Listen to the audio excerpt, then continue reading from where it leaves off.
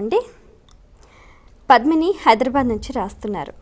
తెలిసి కానీ తెలియక కానీ పుణ్యక్షేత్రాల్లో తప్పులు జరిగితే పరిహారం ఏమిటి తెలియజేయగలరు అంటూ రాస్తున్నారు. అసలు పుణ్యక్షేత్రాలకు వెళ్ళేదే మనం పాప పరిహారం కోసం.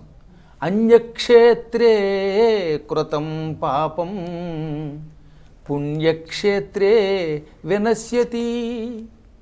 ఇతర క్షేత్రాల్లో హైదరాబాదులోనో ఏలూరులోనో విజయవాడలోనో చేసిన పాపాలు ఉన్నాయి కదా, ఇవి పుణ్యక్షేత్రాలకు వెళితే తొలగిపోతాయి. కానీ పుణ్యక్షేత్రే కృతం పాపం వారాణస్యాం వినశ్యతి. పుణ్యక్షేత్రాల్లో పాపం చేస్తే మాత్రం వారణాసికి వెడితేనే వారణాసిలో ఆ పాపం పోతుంది. అందుకే పాపాలు తీర్థయాత్రలో చేసిన వాళ్ళు కాశీకి వెడితే పోతాయి.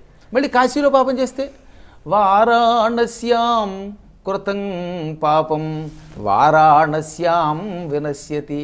వారణాసిలో చేసిన పాపం మళ్ళీ వారణాసికి వెడితేనే పోతుంది.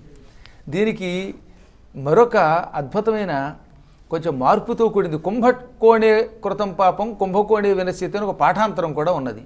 కానీ ఆ శ్లోకం మాట ఎలా ఉన్నా ఈ వారాణస్యాం కృతం పాపం వారాణస్యాం వినశ్యతి అనేది మాత్రం సుస్పష్టంగా వేదవ్యాసుల వారు స్కాంద పురాణంలో ఇచ్చారు.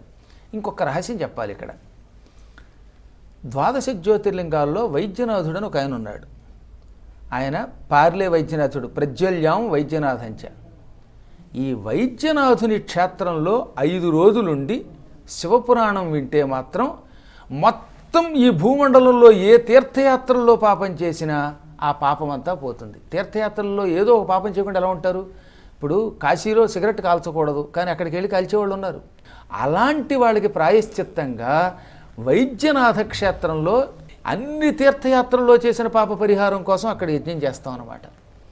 ఇక అక్కడ కూడా మళ్ళీ పాపం చేస్తే అప్పుడు ఎప్పుడొకప్పుడు మిమ్మల్ని వారణాసి తీసుకెడతాను, వారణాసిలో మీకు సకల పాప పరిహారం కోసం కాశీఖండం చెబుతాను. అక్కడ మళ్ళీ మళ్ళీ పాపాలు చేస్తారా? అప్పుడు దానికి ఏదో ప్రాయశ్చిత్తం భవిష్యత్తులో చూద్దాం. ప్రస్తుతానికి ఈ ప్రాయశ్చిత్తంతో సరిపెట్టుకోండి.